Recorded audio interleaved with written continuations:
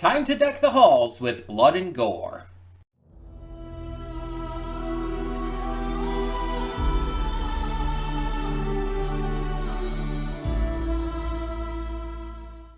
Hey everyone, welcome to Princess Gay. I'm your host Connie, and welcome to the final part of the 2024 holiday special.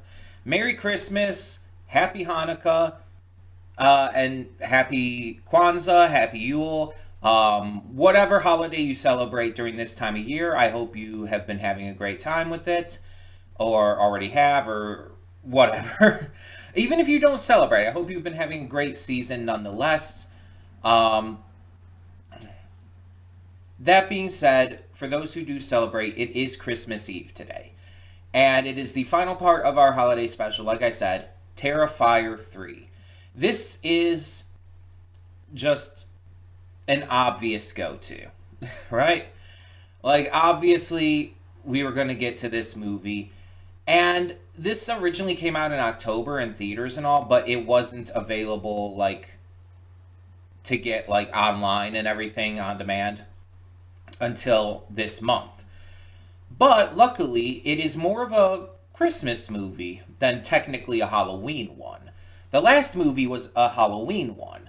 The first one was just a horror movie. The second one was a Halloween one. This third is a Christmas movie. So it's really interesting in that regard. What's the fourth one going to be? Easter? Please don't let it be Easter. That would just be dumb. I was making a joke. But in all seriousness, the Terrifier franchise at this point has become pretty damn big. It started off as a little indie thing, a bunch of short films that were put together for All Hallows Eve, that featured a couple different incarnations of Art the Clown, all played by, I don't remember the actor's name, but a different actor than who's playing him now. The actor had ended up retiring, and so when the actual Terrifier film was being made, had to be recast. Luckily, David Howard Thorne existed, and he was able to just be absolutely perfect to take on the mantle of Art the Clown, and he has been Art ever since. We now have 3 movies. We have a video game coming out in 2025. There is a Ice Nine Kills music video. And, like, honestly, I would not be surprised if Art the Clown started appearing in a bunch of other stuff, too. Dead by Daylight, or a future Mortal Kombat game, or something. I would not be surprised at all. I would be entirely up for it. And Art started off as pretty niche with the first movie and even the second movie.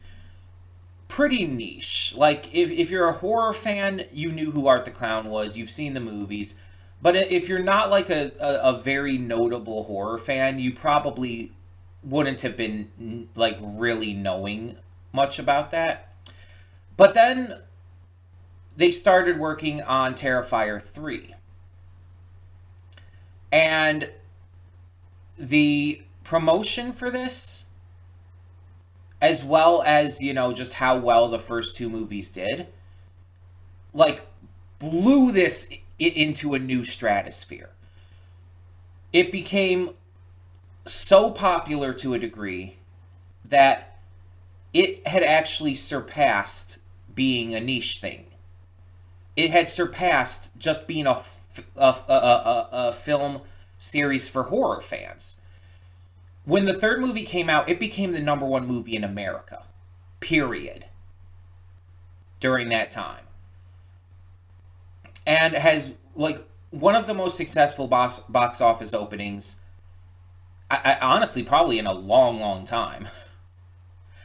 Definitely not the most successful, but, hard to surpass things like Avatar, unfortunately.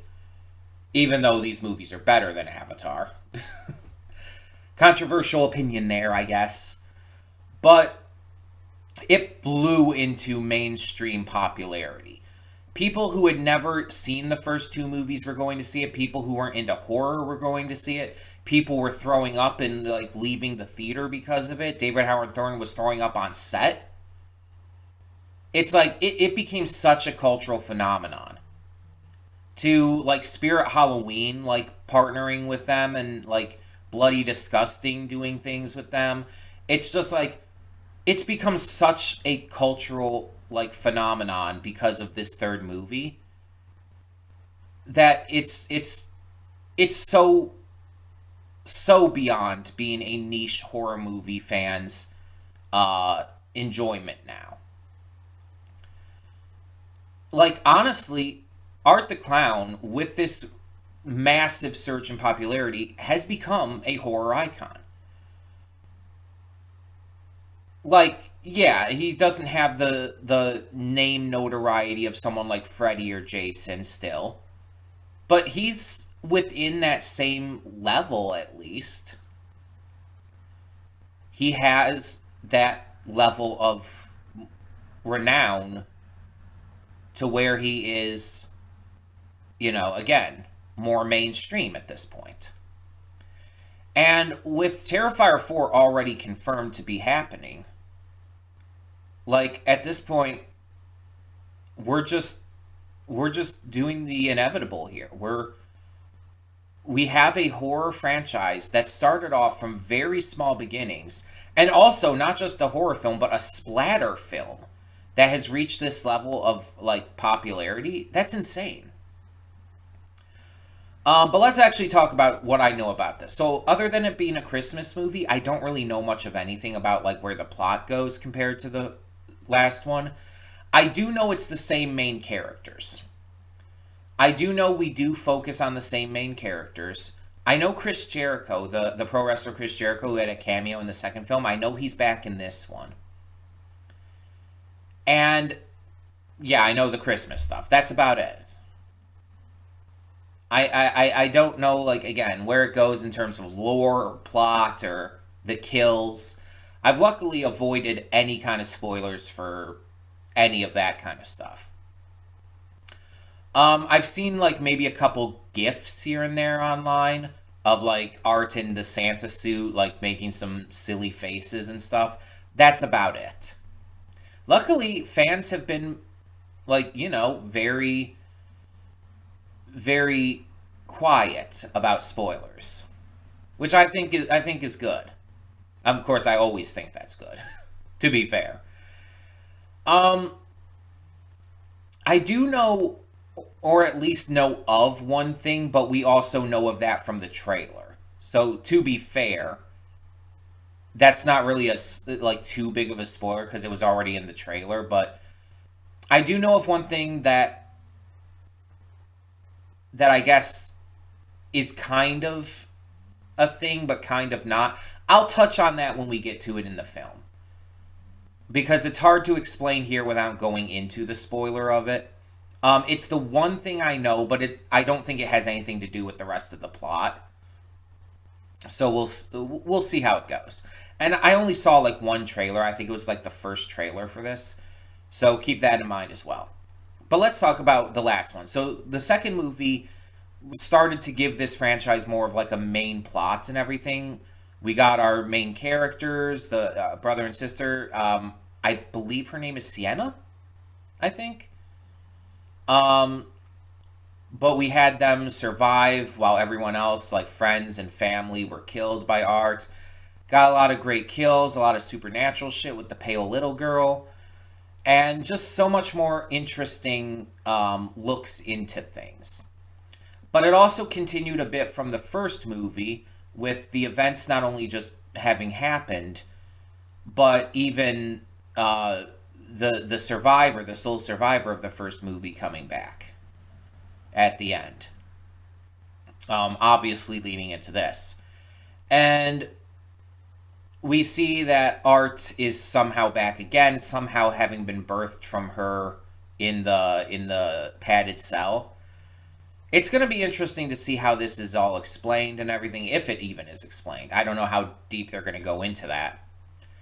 But yeah, there's a lot of things I'm hoping for with this. I mean, outside of just Art the Clown being awesome and hilarious as always, I'm expecting for the kills to get even more creative. Because the Terrifier movies, the first one, the kills weren't really that creative, but the second one got a little more interesting. The second movie had a little more fun with that.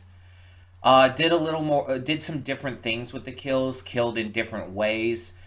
And I'm hoping to see more of that with this one, because especially with this being like, Christmas themed, I feel like there could be a lot of fun concepts to be done here. Um, but we're gonna get into this. We're gonna see how this goes, and we're gonna hope for the best. I'm expecting to really enjoy this one. Let me be honest here. Let me be open. I'm expecting to enjoy this one. This is our final one, though, and this is the final reaction that is being put up on the channel in 2024. So let's get to it and hope for a really good send-off to the year.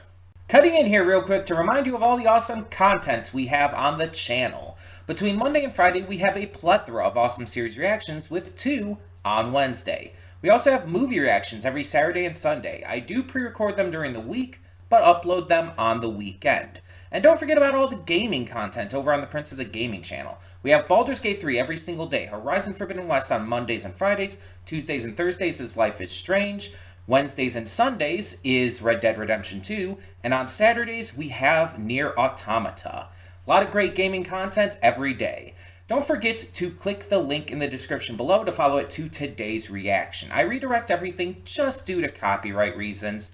And please subscribe to the channel and like the video if you want to see more awesome content such as this. So thank you so much for tuning in, and I will see you at today's reaction. And we are back, and we'll begin with spoilers in 3, 2, 1, now.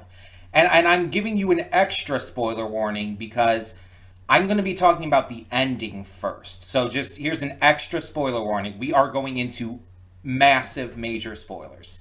Okay? There's your extra spoiler warning. I don't think Jonathan's dead. For a couple notable reasons. One, why would they off-screen Jonathan? That makes no sense to me. Like, yeah, he took a much smaller role in this movie compared to number 2. But with a movie like this that seems to kind of like really flaunt its gore and its effects and everything, I feel like they wouldn't off-screen a character like that. At least not to this degree. Because here's the thing, like, in this movie, we see that they kind of off-screened kids, but they showed the kids' dead bodies after the fact. I mean, outside of, the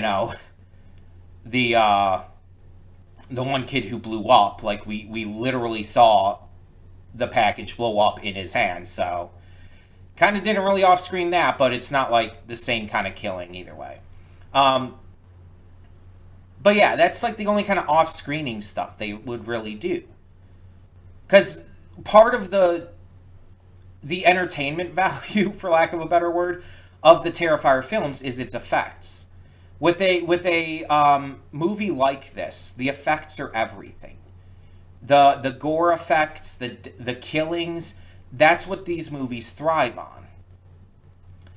And when you have a character who in the last movie was one of the main 2 characters outside of the villains, outside of like Art the Clown and all, and in this movie, again, he took a smaller role, but he's still a major character. You're not going to off-screen him. That just doesn't make sense.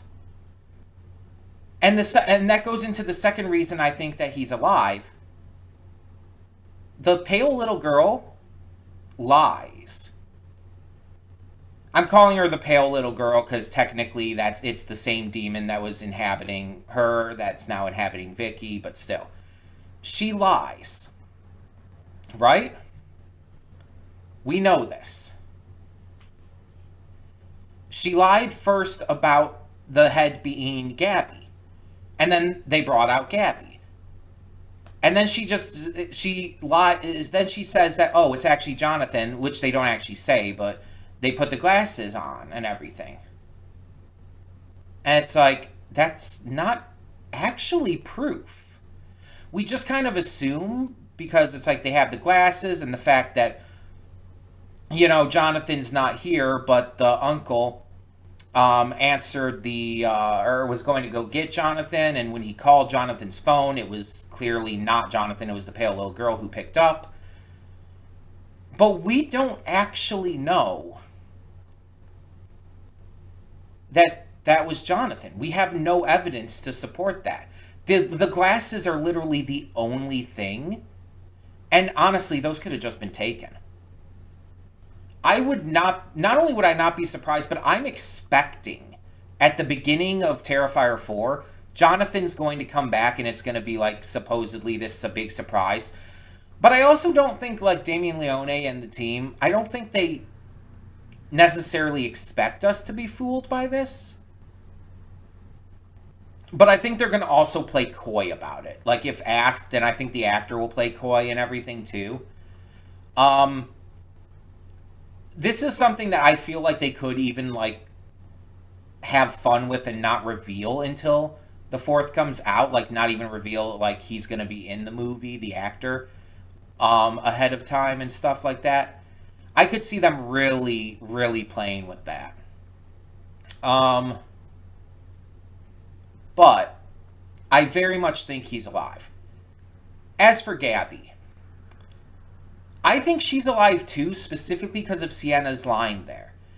Like, I'm gonna find you and everything.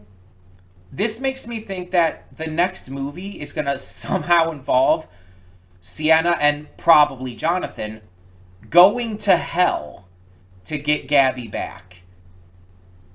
And I know that Damien Leone already said that he doesn't want these movies to go on forever because they'll, like, lose their luster, they'll lose their point and everything. With how this is set up, if that is what the fourth movie entails, I feel like that it could be the end. That it could be the end of everything. Because if they go to hell, and we saw, like, I guess that was the Virgin Mary, having this demon or whatever, forging something, potentially and more than likely for Sienna, that wasn't used in this movie. I'm thinking that Sienna is, and more than likely Jonathan, are going to go to hell, rescue Gabby, and probably kill the demon that's doing this for good. The demon behind the pale little girl that brought Art back and everything. The one that was, possessing Sienna in this one. Or not Sienna, Victoria. I think that's what the next one's going to at least end with. Because I don't think it's going to happen right at the beginning. I think they're going to have to work up to that. And since Art's escaped, we're probably going to have more kills and stuff with him in the meantime. But yeah. I think that's kind of the gist of where this is going right now. Based on what we left off with. It just feels like...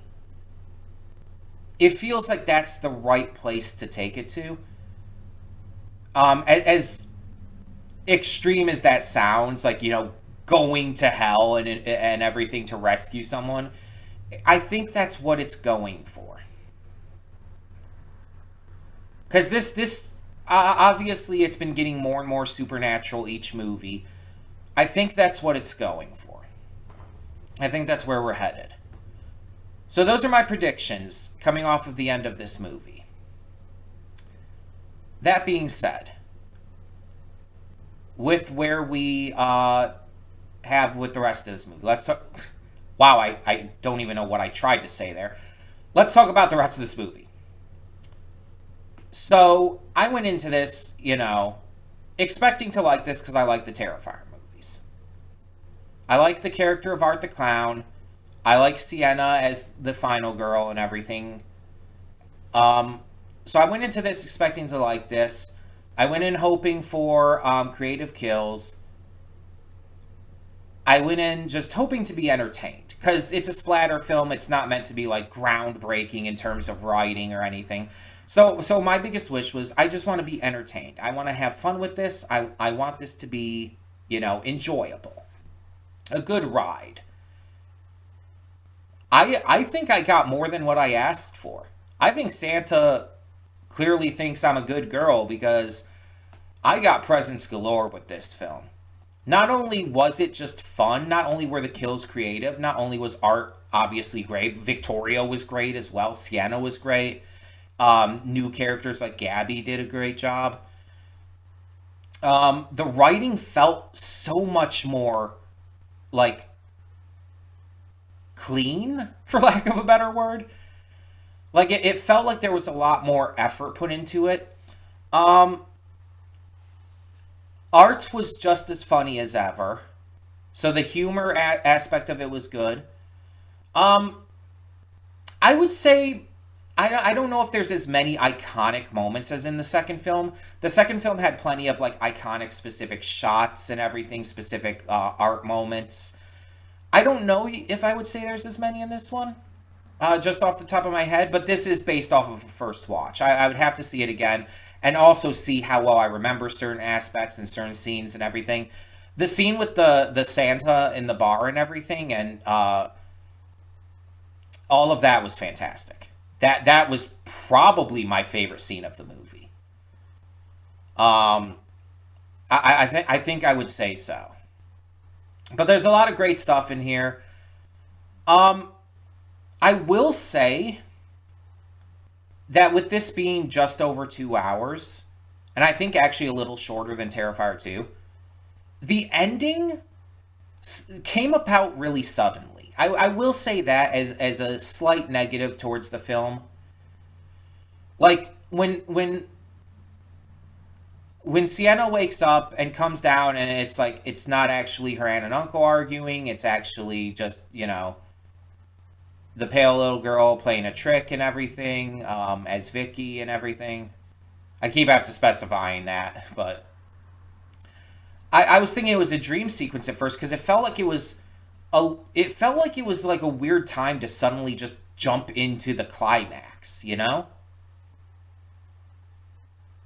And it just ended up being completely real, and it was just the climax of the film.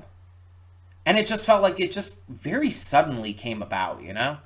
That's my only real issue. That's my only like actual complaint here.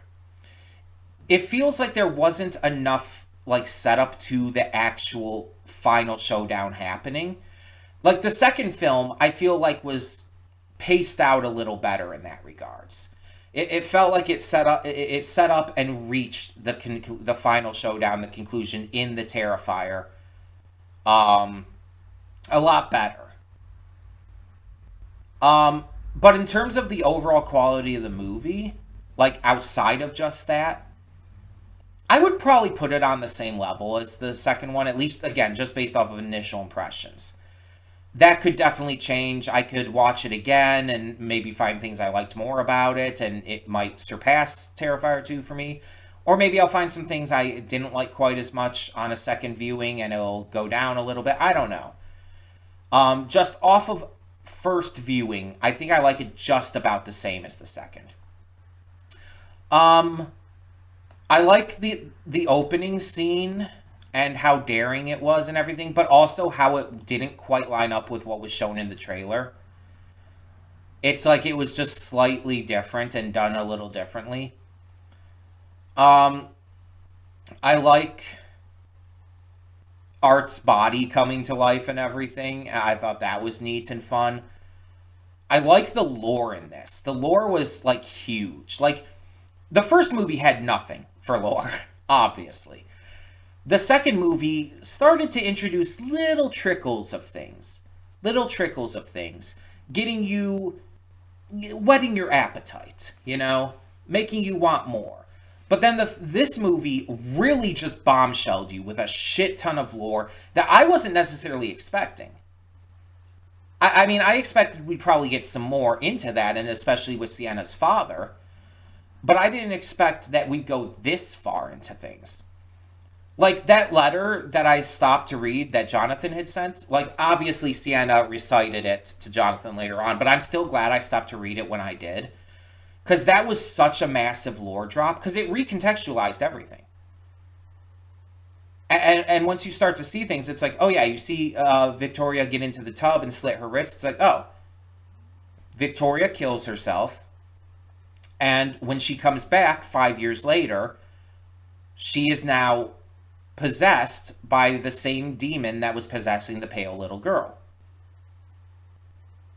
This is now the demon rather than Victoria. Victoria's dead. Victoria's gone.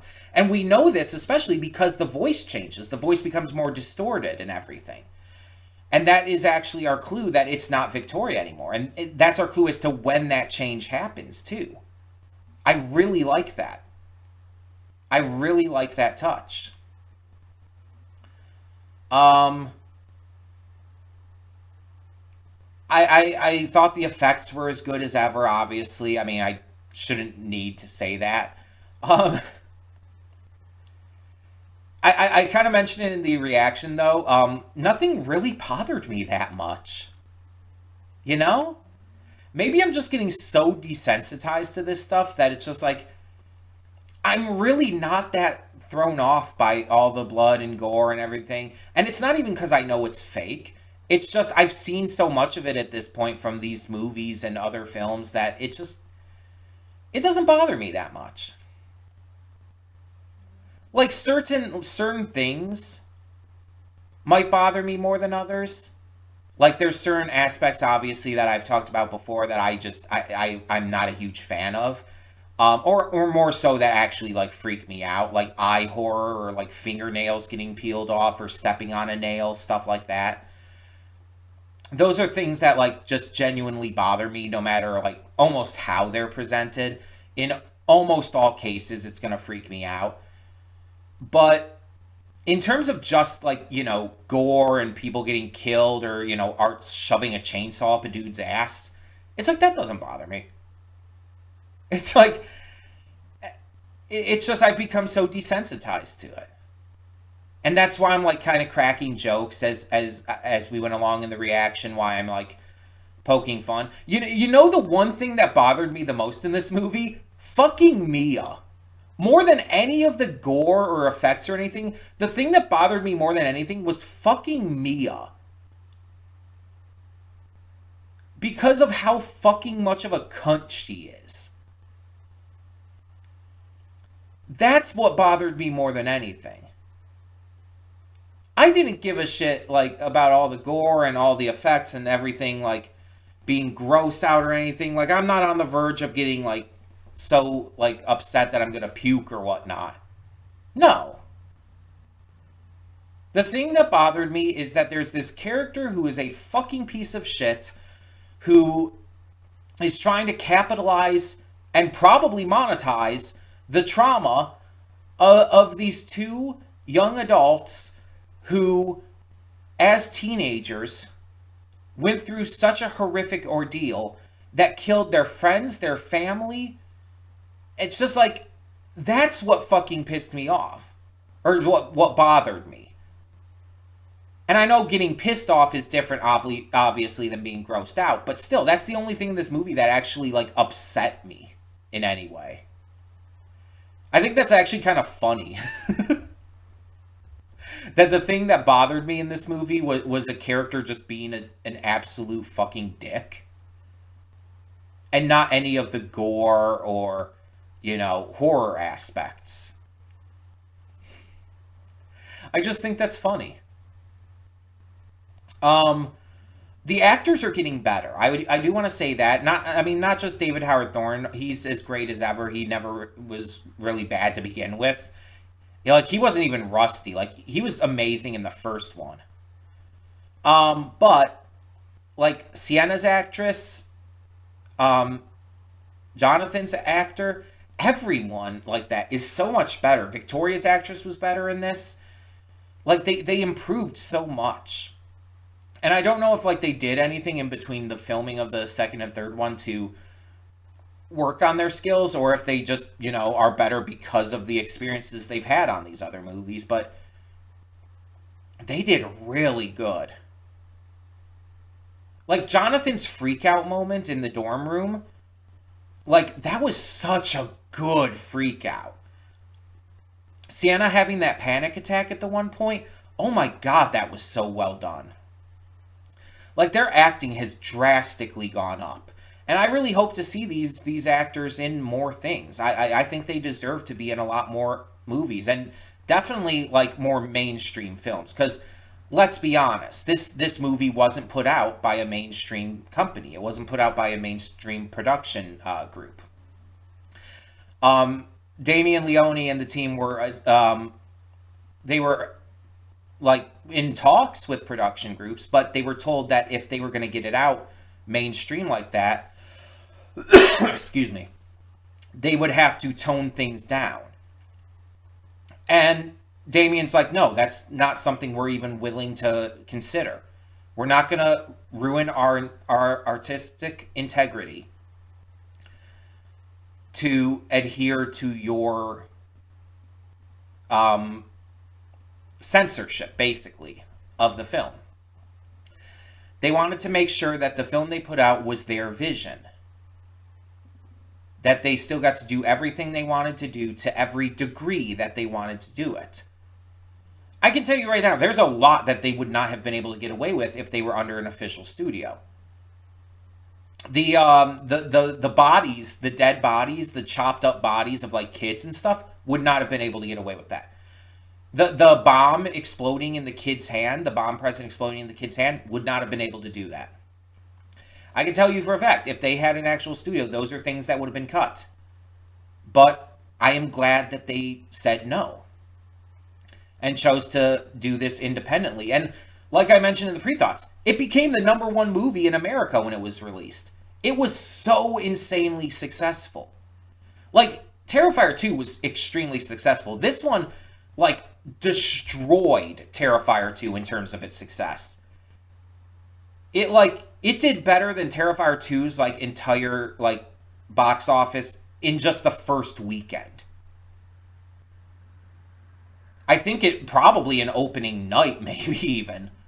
It did that much better. And it got even bigger from there. Worldwide numbers were insane for this movie. It was that successful. And honestly, I can see why. Like, it not only lives up to the previous films, but it expands upon them in such a fantastic way that it's just amazing that this is, like, independent for the first point, but also that this isn't like a major studio production. It feels like it is. That's how high quality it is. The fact that this started out as, like, a series of short films that were eventually even put together themselves into a compilation film. The fact that this character, Art the Clown, that this kind of, like, concept started off that independently is insane. It just goes to show, like, how a good concept, good writers, good gore effects, good acting, good everything, and just, fun. The fun of making the film can have an effect here. It shows how people just like shit like this.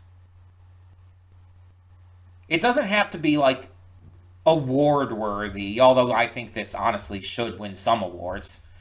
For the effects, if nothing else.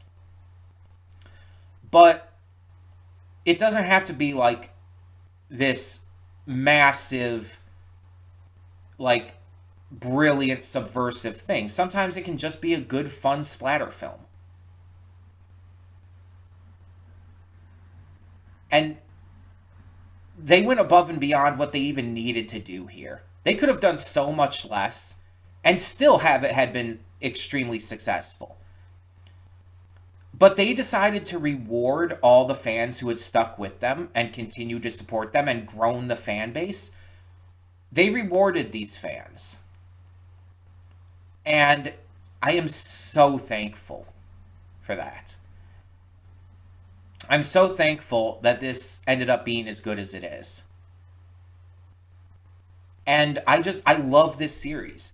And Venom, I want to give a special shout out to you right here because Venom, apparently the first donation reward you ever sent, you told me this on Discord, the first donation reward you ever sent was for Terrifier.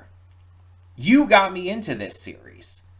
You were the one who donated for the first one back in 2020, and that was your first ever donation to the channel, and you've become like a mainstay ever since.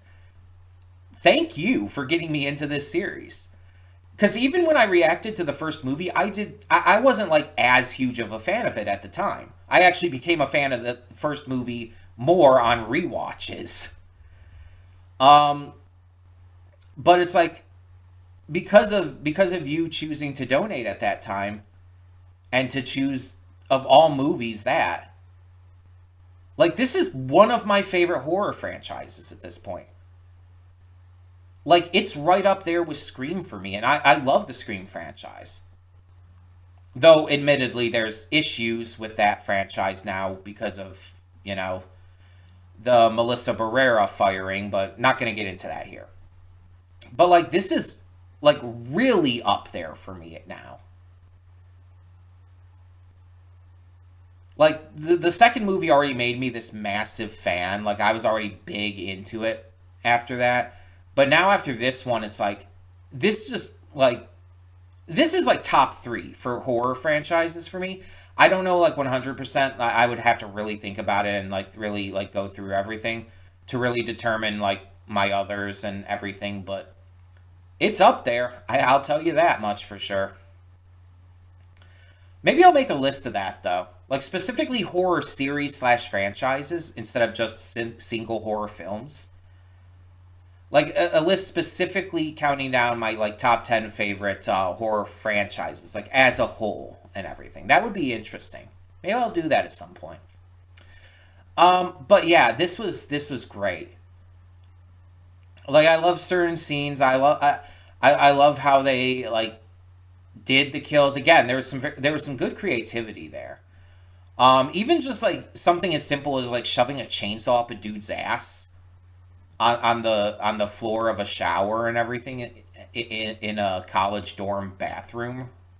It's like, it's so simple. There's not like a huge amount of creativity to it, but the way it's done with the rest of the scene and everything and all, it's like, I don't think I've seen anything like that before. That's really neat.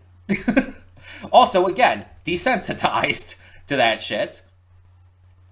But it's like, yeah. They really had a good time with this. And the liquid nitrogen and everything, that was really cool.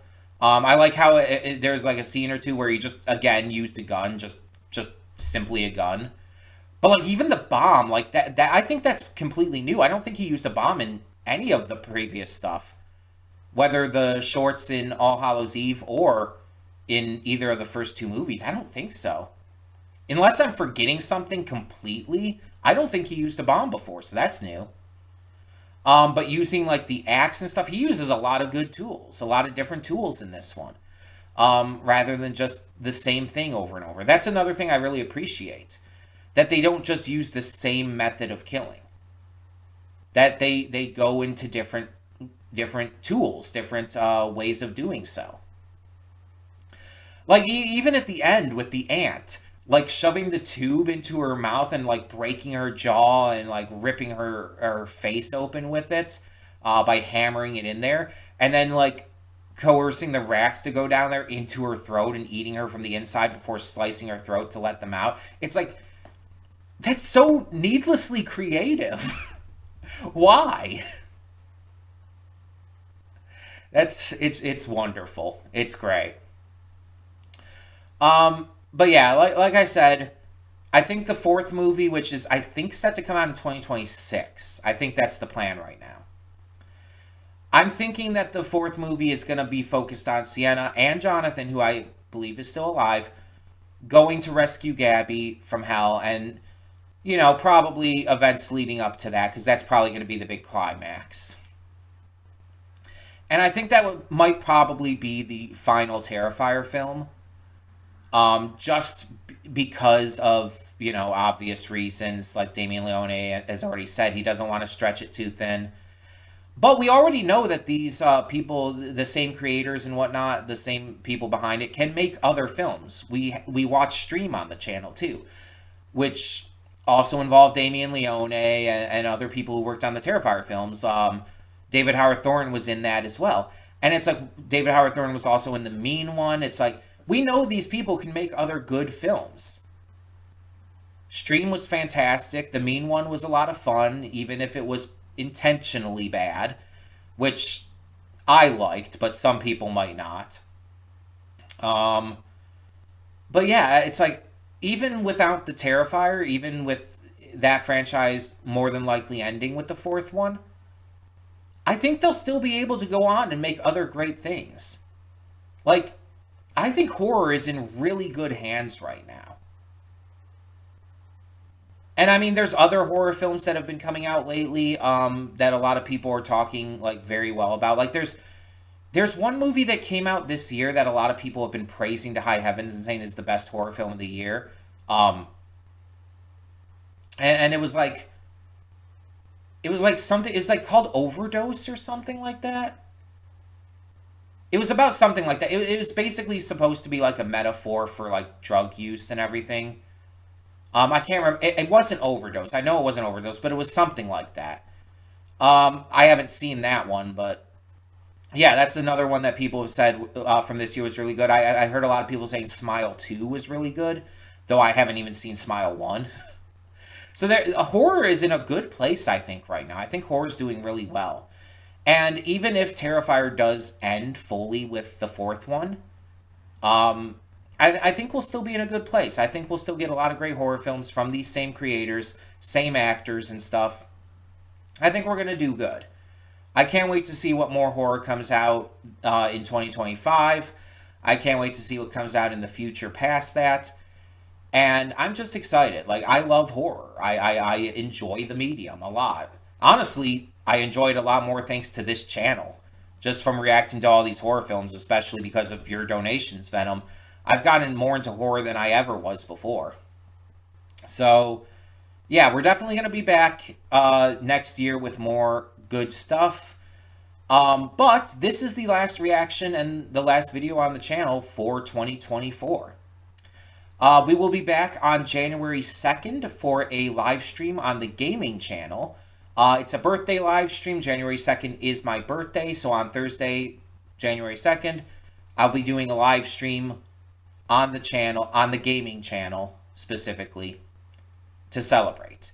And it's also going to be a triple reward day, as my birthday stream typically is.